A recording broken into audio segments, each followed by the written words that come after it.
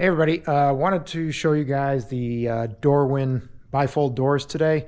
One of the things we're going to just talk about is the installation, because I know when we had these doors being installed, it was a little bit difficult to do that because there were no instructions actually included with the door. Doorwin did send us some videos, but in being that we've never installed one of these before, I think there were some things that, you know, the person who's never done this before doesn't know that this information is needed.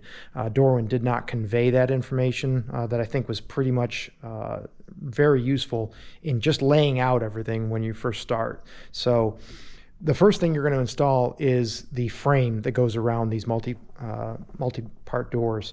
And what you need to do is look at which part is going to be your top, your bottom, your left, and the right.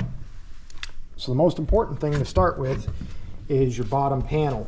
And what you'll need to do is make sure you strip off this protective tape to find the weep holes.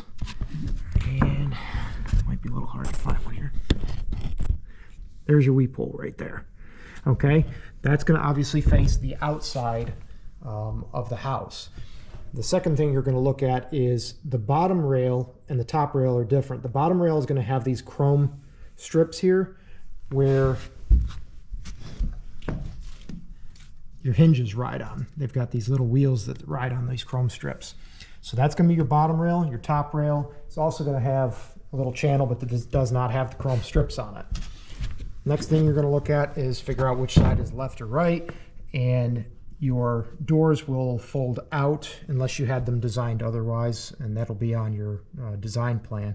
But for ours, they fold out, so therefore you can easily figure out which side's which because you've got your hinges facing the outside. And you'll notice that the outside lip is lower than the inside lip, and that's just so that the water, if it does get inside this channel, will work its way out and not into your house. So once you figure that out, you know how to set up the frame for the door. You'll know which side is which as far as the side panels go. And then also, they did label each door as it comes in. So this was door number 3 in our house. So we got door 3, panel 4, panel 5, and panel 6. And on the other side, it's going to be, you know, labeled 1, 2, 3. The other thing you've got to help you figure out which side's out on these door panels themselves, the doors in the middle will obviously have handles on them, but also you've got these little tabs here that will interlock when you open the door so that they keep the door from swinging around after it's been opened.